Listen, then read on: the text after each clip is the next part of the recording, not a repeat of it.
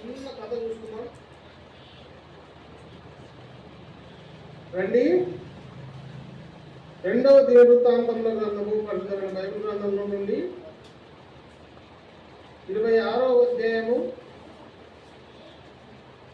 మొదటి వచనము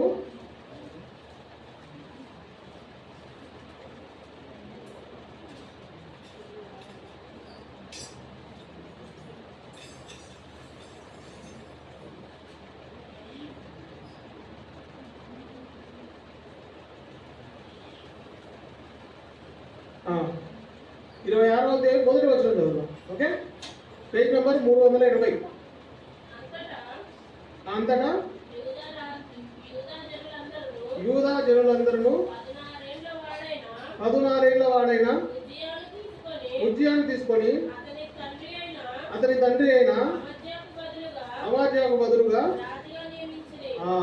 రాజుగా నియమించింది. ఓకే, చిన్న ప్రార్థన చేసుకున్నాం. అదే రండి.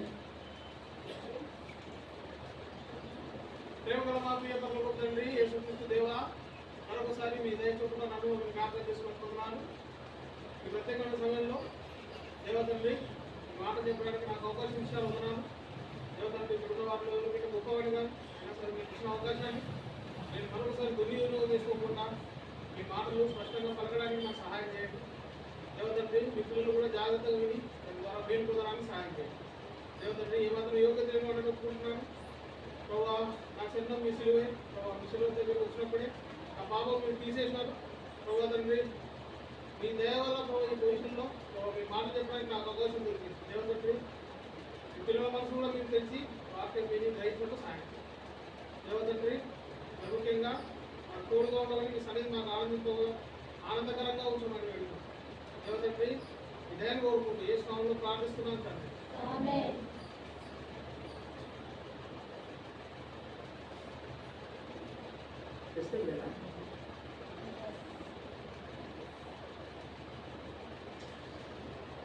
అయితే నేను ఒక మంచి విషయం చెప్పాడు. ఒకరోజు ఒక కాంపిటీషన్ జరిగిందంట. కాంపిటీషన్ జరిగితే ఎవరికంటే అవయవాలకు, బాడీ పార్ట్స్ ఉంటాయి కదా, వాటన్నింటికి ఒక కాంపిటీషన్ జరిగింది. కాంపిటీషన్ జరిగితే గుండె చెప్పిందంట, మీ అందరికీ నేనే మెయిన్. నేను ఆగిపోతే మీరందరూ పని చేయకుండా అయిపోతారు. కాబట్టి మీ అందరికంటే నేనే గ్రేట్ అని చెప్పినా. ఓకే, చెప్తే అప్పుడు వెంటనే గ్రేట్ ఉంది. కాదు, నువ్వు కానీ గ్రేట్, నేను గ్రేట్. ఎందుకంటే నర్వ్ సిస్టమ్, నరాలు ఉంటాయి కదా, నరాలు మొత్తం నాకే కనెక్ట్ అయి ఉంటాయి. కాబట్టి మీ గుండె బాగుపడాలన్నా ఏం జరగాలన్నా నేనే ముఖ్యము. కాబట్టి నేను గ్రేటు అని చెప్పిందంట. ఎవరు? బ్రెయిన్. అర్థమైందా? తర్వాత కిడ్నీలు కింద, అబ్బా మీ ఇద్దరు కాదు ముఖ్యము, మీరు లేకపోయినా సరే ఒక గంట బతకొచ్చు, కిడ్నీ లేకుండా బతకలేదు. కాబట్టి నేనే గ్రేటు అని చెప్పింది. సరే, అప్పుడు పేగులు వచ్చి అదంతా కాదు, మీరందరూ బ్రతకాలంటే మీకు ఎనర్జీ కావాలా. మీకు ఎనర్జీ కావాలంటే మీరు తినేది మీకు అందరికీ సమయంగా అందాలా. నేను కానీ మీకు కానీ కోఆపరేట్ చేయకపోతే మీరు తినేదంతా మీకు గుండు దగ్గరనే అయిపోతుంది, మీరు ఎంత చచ్చిపోతారు. అప్పుడు పేగులు ఆ మాట చెప్పిన వెంటనే నోరు, నువ్వు పేగుల్లోకి వెళ్తుందంటే కారణం ఏంది? నేను నమ్మి లోపలికి పంపిస్తున్నా కదా, మరి నువ్వు ఎట్లా గ్రేట్ అవుతావు? నేను గ్రేట్ అని చెప్పినాడు నువ్వు. అప్పుడు నాలుగు చెప్పిందంట, నువ్వు కానీ గ్రేటు, ఏది మంచిదో ఏది చెడ్డదో నేను టేస్ట్ చూసి లోపలికి పంపించిన వాటి మీరు అందరూ ఉన్నారు, లేకుంటే మీరందరూ చనిపోతారు అని చెప్పి మాట్లాడుకుంటుంటే ముక్కు సైలెంట్గా ఉందంట.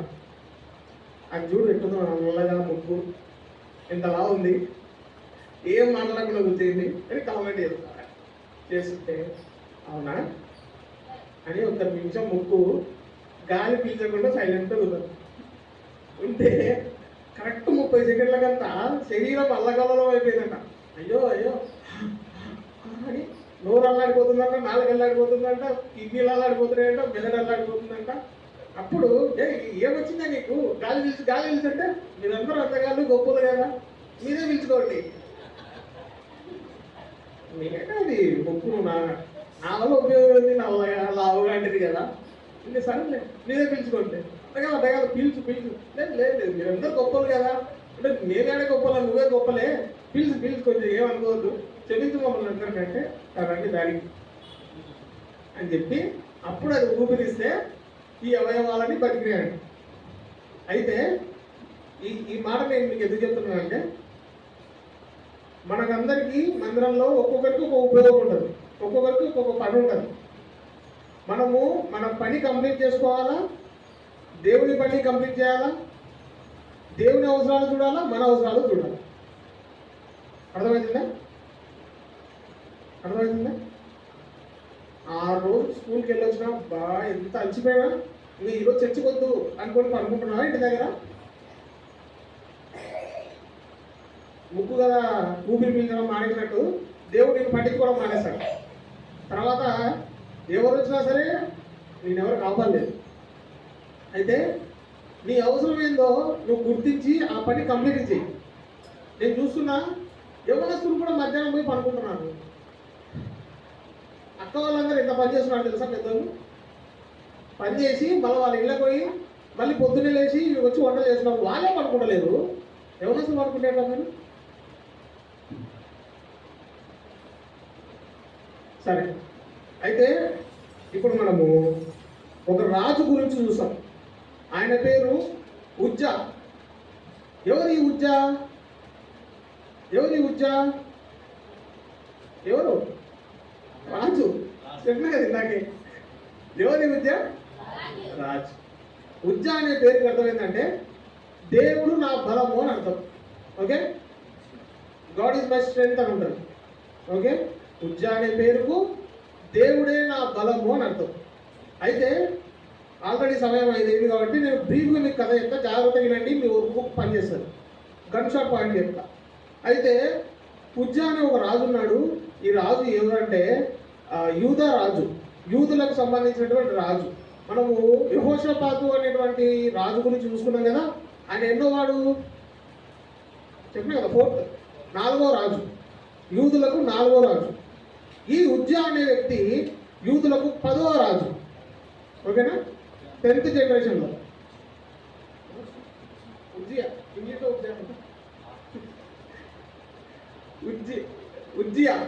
ఓకే, ఉజ్జియా అనే రాజు 10వ రాజు. ఓకేనా? ఈ 10వ రాజు అయినటువంటి ఉజ్జియా ఇశ్రాయేల్ యూదా ప్రజలను ఏలుతా ఉన్నాడు అనమాట.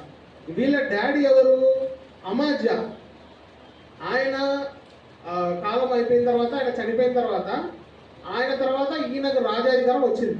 రాజాధికారం వచ్చినప్పుడు ఉజ్జియా ఆ రాజుగా ప్రమాణం చేసినాడు. అతను ఎటువంటి ప్రవర్తన కలిగి ఉన్నాడంటే, ఇక్కడ 4వ అధ్యాయంలో ఉంటుంది, 4వ వచనం 26:4లో ఉంటుంది, చదవండి.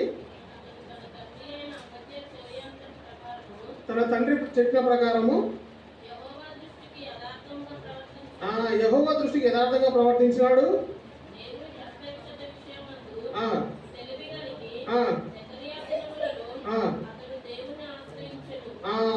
తర్వాత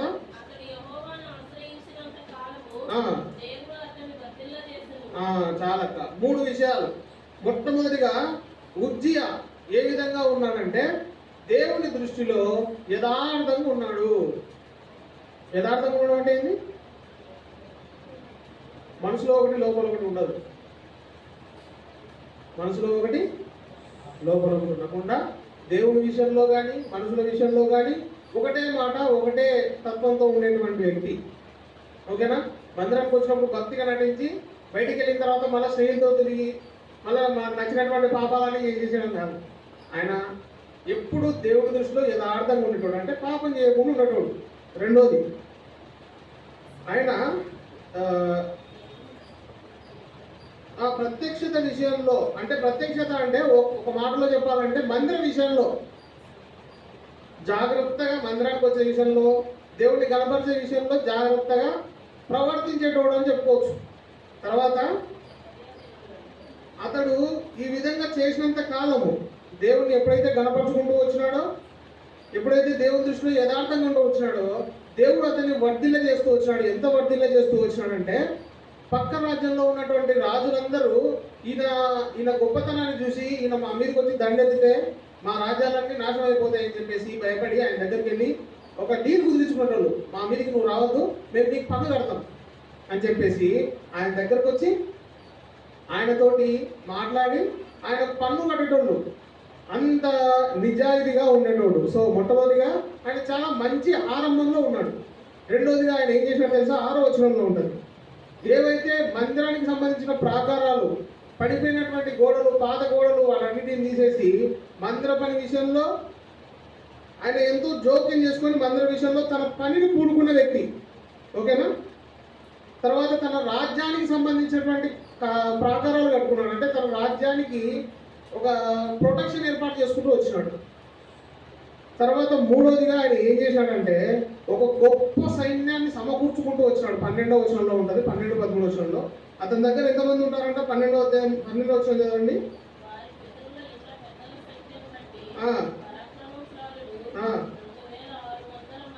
చాలక్క. పరాక్రమశాలులు అంటే ఇంకా వాళ్ళు సకల విద్యలలో ప్రవీణ్యత కలిగిన వాళ్ళు 2600 మంది ఉన్నారు. తర్వాత 13వ వచనంలో రాజుకు సహాయం చేయడానికి, శత్రువులతో యుద్ధం చేయడానికి పేరు పొందిన పరాక్రమశాలులైన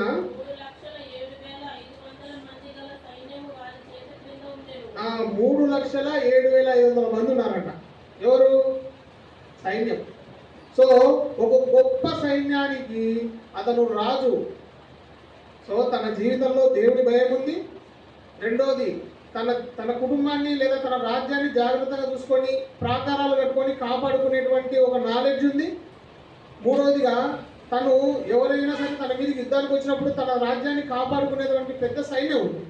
ఓకే, ఈ 3 ఉద్యోగ జీవితంలో దేవుడు ఇచ్చిన 3 ఏమి అని ఉంటుంది. దానికి ఇదే answer. Okay, first of all ఏముంది? తన జీవితం మంచిగా ఉంది.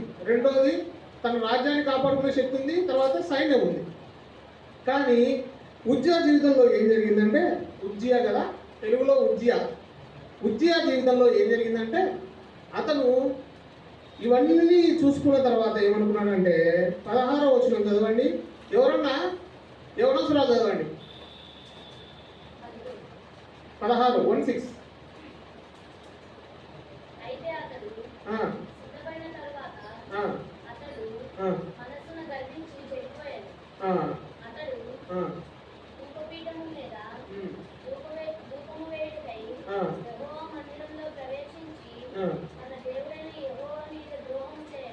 చాలమ్మా. అయితే తనకున్నటువంటి రాజ్యం చూసుకున్నాడు, తనకున్నటువంటి సంపద చూసుకున్నాడు. వీటన్నిటిని చూసిన తర్వాత అతనికి ఏమనిపించిందంటే అతను మనసులో ఏం చేశాడంట? గర్వించినాడంట. గర్వం వచ్చేసింది.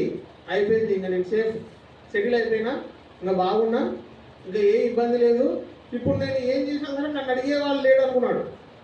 అనుకొని తన మనసులో గర్వించి అతను ఏం చేశాడంట?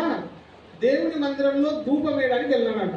అంటే ఏంటంటే ఆ కాలంలో మనలాగా స్ట్రైట్గా లోపలికి వచ్చి కూర్చునే అవకాశం అందరికి ఉండేది కాదు. ఓన్లీ యాజకులు మాత్రమే లోపలికి వెళ్ళి ధూపం వేయాలి. సో అది అహరోను సంతతికి దేవుడు ఇచ్చిన వరం అన్నమాట. ఈ పని ఎవరు చేయాలంటే కేవలం అహరోను సంతతి చేయాలా అని దేవుడు ఆదిలోనే రాపించినాడు. అయితే ఆ విషయం ఉజ్జియాకు ఎంతో క్లియర్గా తెలిసినప్పటికీ ఉజ్జియా ఏం చేశాడంటే ఇప్పుడు ఆయన గర్వం వచ్చేసింది కదా, నేనే మందిరంలోకి వెళ్ళి నేనే ధూపము వేసేసి నేనే బలి సమర్పించేస్తా అని చెప్పేసి అతను ఏం చేసినాడంటే దేవుని మందిరంలోకి ప్రవేశించాడు. ప్రవేశించేసరికి ఇప్పుడు అతను రాజు కదా, అతను రాజు కాబట్టి అతన్ని ఎవరైనా క్వశ్చన్ చేస్తే రాజు ఏం చేస్తాడు? చంపేశాడు. ఏం తేడా ఏముండదు. ఎందుకు? నువ్వు నాకే ఎదురు చెప్తావా అని, అంతే కదా.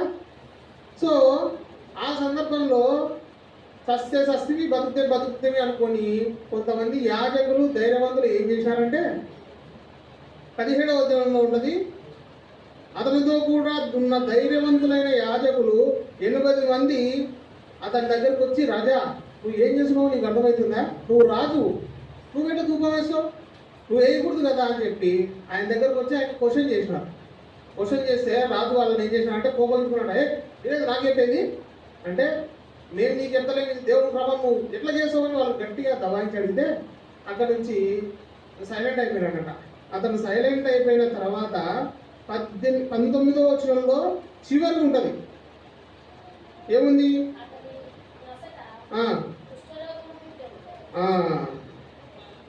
ఎప్పుడైతే దేవునికి వ్యతిరేకమైనటువంటి క్రియ ఆ ఉజ్జియా చేస్తూ వచ్చినాడో అప్పుడు వెంటనే అతనికి ఏమైందంట? కుష్టి వచ్చిందంట. మన కాలంలో అంటే ట్రీట్మెంట్ ఉంది కాబట్టి కుష్టి వచ్చినా ఏమొచ్చినా సరే తొందరగా దానికి టాబ్లెట్లు ఏదైనా వాడి దాన్ని క్యూర్ చేసుకోవచ్చు. కానీ ఆ కాలంలో ఒక వ్యక్తికి కుష్ఠరోగం వచ్చిందంటే అతడు పాపి శాపగ్రస్తుడు అని అర్థం. అతన్ని తీసుకుపోయి ఊరు బయట ఒక చిన్న కొట వేసి దానిలో కూర్చోబెట్టి ఓ వారానికి ఒకసారి తీసుకుపోయి ఏదో ఒక ఇంత పెట్టేసి చెట్టులు, కానీ అతని ఇళ్లలో కానీ ఊర్లో కానీ ఉండని చెట్టులు కాదు. సో ఇతనికి ఏమైపోయిందంటే ఇతను చేసిన తప్పు ద్వారా పాపం సంక్రమించింది. ఆ పాపము ఎప్పటి వరకు అతను వదిలిపెట్టలేదు తెలుసా?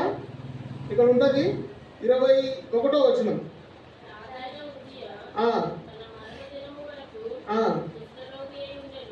చాలక్క అతను చనిపోయేంత వరకు ఆ పాపము ఆ కుష్టు అతను వదిలిపెట్టిపోలేదంట. దేనివల్ల? ఒక్కటే తప్పు, ఒక్కటే ఒక తప్పు, అంతే కదా? ఎన్ని తప్పులు చేసినాడు ఆయన? ఎన్ని రోజులు మంచిగా బతికినాడంటే 52 సంవత్సరాలు నీతికి జీవించినాడు. కానీ ఒకసారి ఒక తప్పు చేసినాడు. మనం అనుకుంటాం చిన్నప్పటి నుంచి నేను మంచిగానే బతికినా కదా, ఒక్క పొరపాటే కదా చేసింది, ఒక్క తప్పు చేస్తే ఏమవుతుందిలే, ఒక్కసారి సోమవారం ఉంటే ఏమవుతుందిలే, ఒకరోజు మందిరాన్ని పోకుంటే ఏమవుతుందిలే, ఒక్కసారి అని మన మనసును మనం కఠినం చేసుకొని ఆ దేవుని ఉగ్రతకు పాత్రలు అవుతాం. అర్థమవుతుందా? కాబట్టి ఉజ్జియా జీవితం ద్వారా మనం నేర్చుకోవాల్సిన విషయం ఏంటంటే అప్పుడెప్పుడో నేను 1996లో మంచిగా దేవుడు నమ్ముకున్నా అని చెప్పుకుంటే సరిపోదు. ఇప్పుడు ఎట్లున్నావు? ఒకప్పుడు నేను చాలా నీతిమంతుని అని చెప్పుకుంటే సరిపోదు. ఇప్పుడు ఎట్లున్నావు? ఒకప్పుడు నేను బాగా బైబిల్ చదువుకునేవాడిని అని చెప్తే సరిపోదు. ఇప్పుడు ఎట్లున్నావు? అప్పుడు ఉన్నవన్నీ ఇప్పుడు నీ జీవితంలోనే ఉంటేనే నువ్వు పరలోక రాజ్యానికి వారసురాలు అవుతావు. అప్పుడెప్పుడో నేను బైబిల్ చదువుకున్నా, నేను బైబిల్ ఫుల్గా చదివేసిన అని చెప్పింది ఒక అమ్మాయి నాకు. అవునా? ఎప్పుడమ్మా? చిన్నప్పుడు. చిన్నప్పుడు అమ్మా, నేను 10th క్లాస్ చదివేటప్పుడు. ఇప్పుడు నీ వయసు ఎంత అమ్మా? నువ్వు ఇప్పుడేం చదువుతున్నావమ్మా? ఎంబీఏ చేస్తున్నావా? ఎంబీఏ చేస్తే మరి 10th క్లాస్కి ఎంబీఏకి ఎన్ని సంవత్సరాల గ్యాప్? 7 సంవత్సరాల గ్యాప్ వస్తుంది. 7 సంవత్సరాల గ్యాప్లో మళ్ళీ ఎప్పుడైనా బైబిల్ చదివినావమ్మా? నీకు టైం దొరకలేదన్నా. అంటే నీకు టైం ఉంటే బైబిల్ చదువుతావు, లేకపోతే చదువు. దేవుడు ఏం అనట్లేదనే కదా ఇదంతా. గుర్తుపెట్టుకోండి, మనము ఏదేదో సాధించాలని కోరుకుంటాం, అవి ఎందుకు మన జీవితంలో జరగవంటే మనకు డిసిప్లిన్ లేకపోవడమే. ఏదైనా కావాలంటే జాగ్రత్తగా దేవుని దగ్గరకు వచ్చి అడిగేది మనకు తెలియదు, కానీ అవి రాకపోతే మనం ఏం చేస్తాం? దేవుడు అయితే నేను ఇన్ని రోజులు ఇంత చర్చికి వెళ్ళినా సరే నాకు ఒక్క మేలు కూడా చేయాలని దేవుడు నిలుపుకుంటాం. అట్లా చేస్తున్నారా ఎవరన్నా? అయితే ఉజ్జియా జీవితం ద్వారా మనం తెలుసుకోవాల్సిన విషయం ఏంటంటే ఉజ్జియా కూడా మనకంటే మంచోడు, మనకంటే నీతివంతుడు. 52 సంవత్సరాలు పాలించినాడు యూదా ప్రజలను. 52 సంవత్సరాలు వన్ ఆఫ్ ద హైయెస్ట్ ఈయననే. 52 సంవత్సరాలు పాలించిన ఈయన కూడా 52, 53 సంవత్సరాలు. ఆయన కూడా ఒక తప్పు ద్వారా జీవితాంతం కుష్ఠరోగంతో బాధపడాల్సి వచ్చింది. మనం ఒక్క తప్పు కాదు కదా, ఎన్ని తప్పులు చేస్తున్నాం? మరి దేవుడు మనల్ని ఏం చేయాలా? కానీ ఆయన మనల్ని క్షమించి వదిలేసిన ఆ దేవుడి దగ్గరికి నువ్వు వస్తున్నావా? దేవా, నేను పలానా పాపం చేసినా సరే నన్ను నువ్వు చంపేయకుండా, నాకు ఏ కీడు రాకుండా నన్ను కాపాడుతూ వచ్చినావు నాయన, థ్యాంక్స్ అని ఎప్పుడన్నా చెప్పినావా? అన్నిటికంటే ముఖ్యంగా నీ పాపం ఏముందో ఆయన దగ్గరకు వచ్చి ఒప్పుకున్నావా? ఒప్పుకోకపోతే ఇప్పుడు ఇదే నీకు అనుకూలమైన సమయం. అయితే యెషయా గ్రంథము 6వ అధ్యాయం రండి.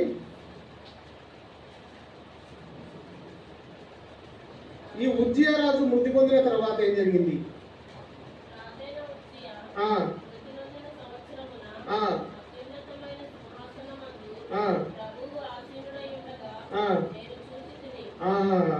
చాలక్క, రాజైన ఉజ్జియా మృతి పొందిన తర్వాత ఇప్పుడు యెషయా అనే ప్రవక్తకు, యెషయా గ్రంథాన్ని రాసిన ఈ ప్రవక్త ఉన్నాడు కదా, యెషయా అనే ప్రవక్తకు ఒక దర్శనం వచ్చింది.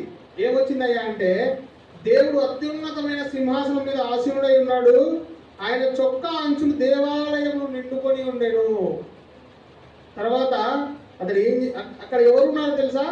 చెరువులు కెరాబులు దేవుని స్తుతిస్తున్నారంట. తర్వాత ఏమని స్తుతిస్తున్నారయ్యా అంటే, సైన్యముల అధిపతి యెహోవా పరిశుద్ధుడు పరిశుద్ధుడు, సర్వలోకము ఆయన మహిమతో నిండి ఉన్నదని గొప్ప స్వరముతో గాన ప్రతిగానములు చేయుచుండెను. What are the angel singing అని క్వశ్చన్ ఉంటుంది. దానికి ఏం రాయాలా? పరిశుద్ధుడు పరిశుద్ధుడు అని గాన ప్రతిగానంతో అదే ఆన్సర్. ఓకేనా? సో అక్కడ ఒక షెరూబులు కెరూబులు నిలిచి దేవుని స్తుతిస్తున్నారు. తర్వాత వాళ్ళు స్తుతించే స్తుతులకు ఏం జరిగిందంటే తెలుసా? ఆ పునాదులు అదురుతున్నాయంట. మనం పాట పాడితే కనీసం పక్కన కూడా వినపడదు. అవునా?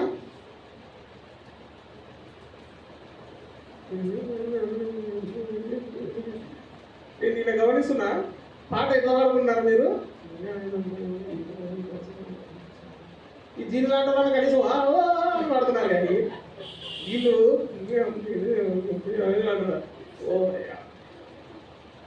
ఆంటీ కంటే పెద్దవాళ్ళు ఎవరు ఉన్నారు ఇక్కడ?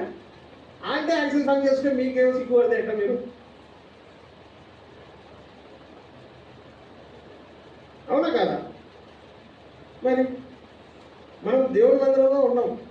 మన మనసును తనువును దేవుడి మీద ఏకాగ్రత పెట్టి మనం దేవుడిని స్తుతించాలా. మనం సిగ్గుపడితే ఎట్లా? దేవుడి పట్లే కదా అవి. మీకు విషయం తెలుసా?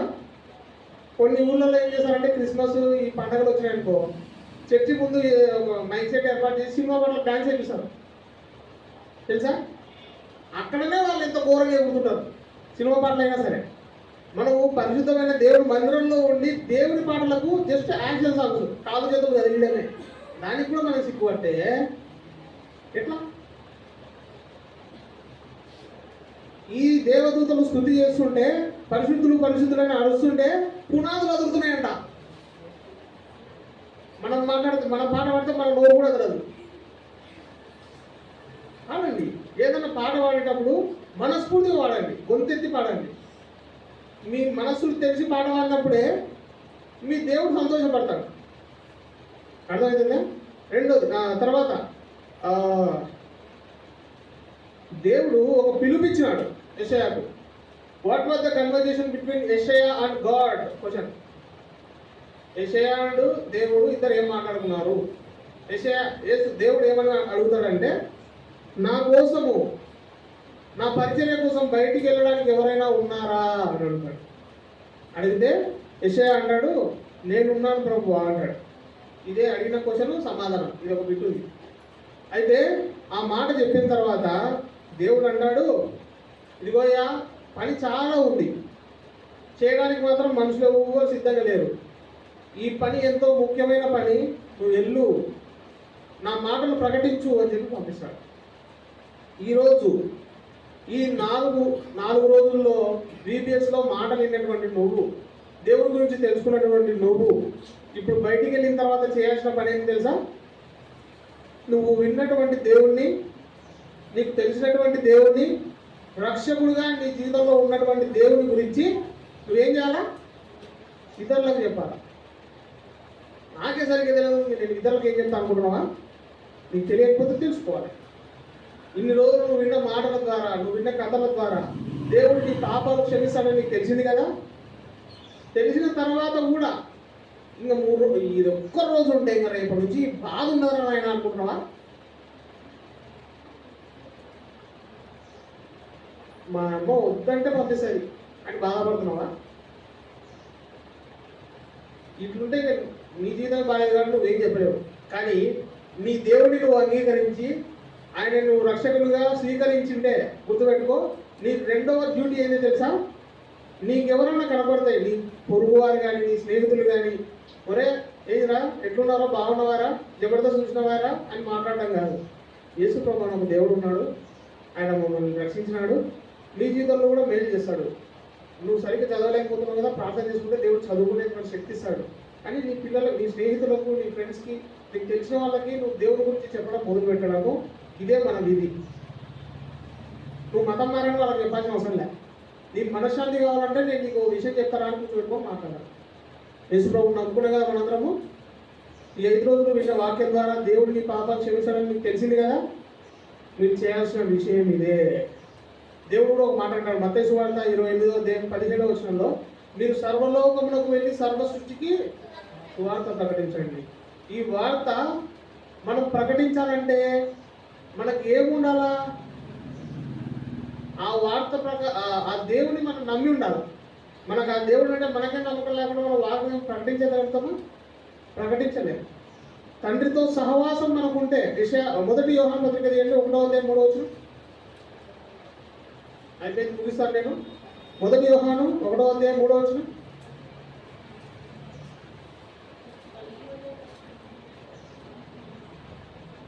మొదటి యోహాను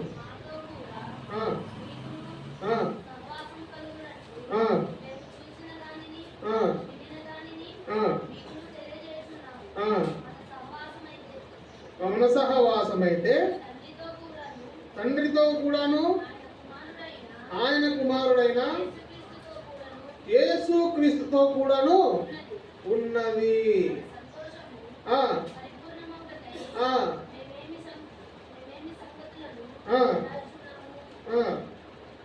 చాలమ్మా. అయితే ఒక విషయం గుర్తుపెట్టుకోండి, మనం ఎవరితో సహవాసం చేస్తున్నాం? మనం తండ్రితో సహవాసం చేస్తున్నామా, లోకస్తులతో సహవాసం చేస్తున్నామా? ఒకసారి జాగ్రత్తగా చూసుకుందాం. ఇప్పుడు మనం ఈరోజు నుంచి బయటికి వెళ్ళిపోతాం. బయటికి వెళ్ళిపోయిన తర్వాత మన స్కూళ్ళల్లో బయట రకరకాలైనటువంటి మనుషుల మధ్య మనం తిరగాల, రకరకాలైనటువంటి పనుల్లో మనం పార్టిసిపేట్ చేయాలి. వీటన్నిటిని చేసినప్పుడు మనందరం మనుషులమే. మనందరం తప్పిపోకుండా ఉండాలంటే మన సహవాసం దేవునితో ఉండాలా. సహవాసం అంటే ఏంటి?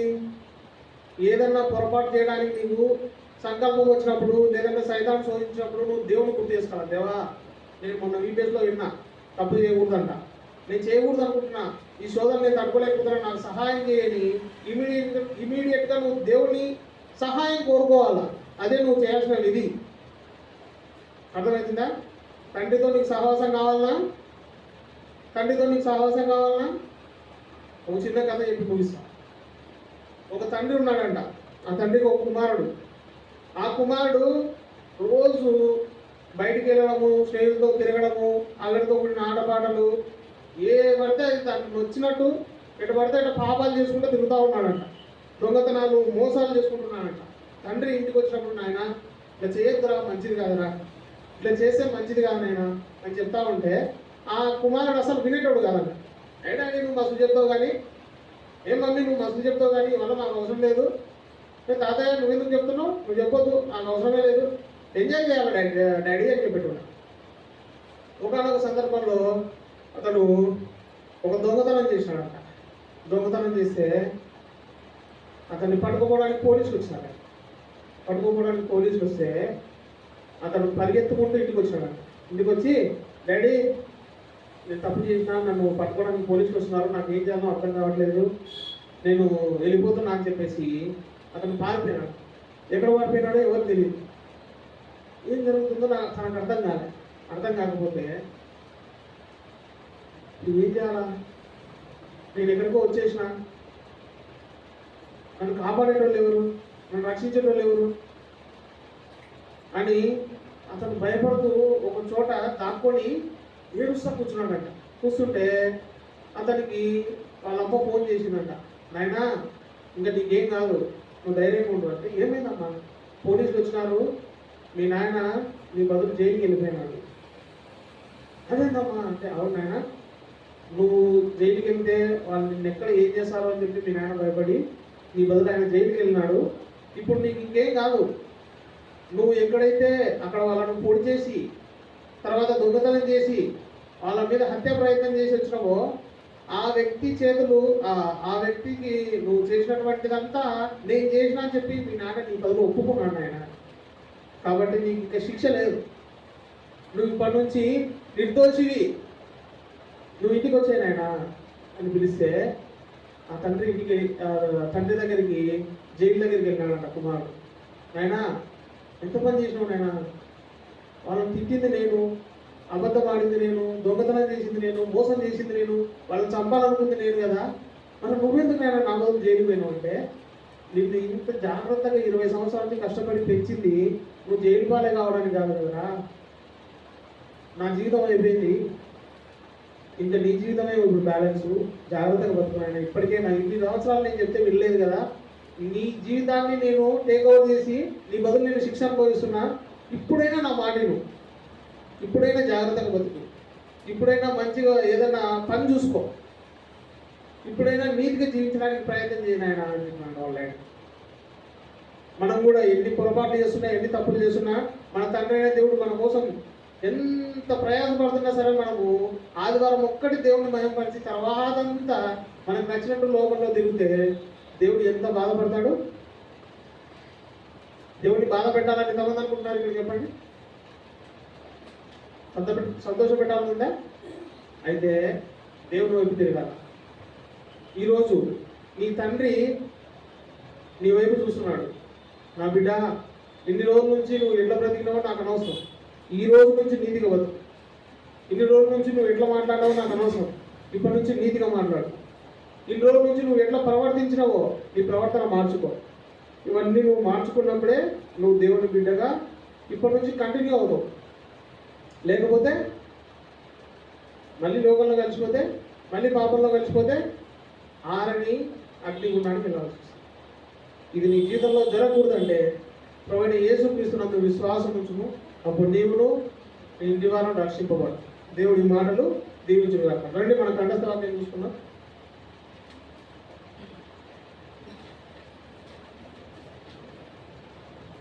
రోమీయులకు రాసిన పత్రిక 1:16.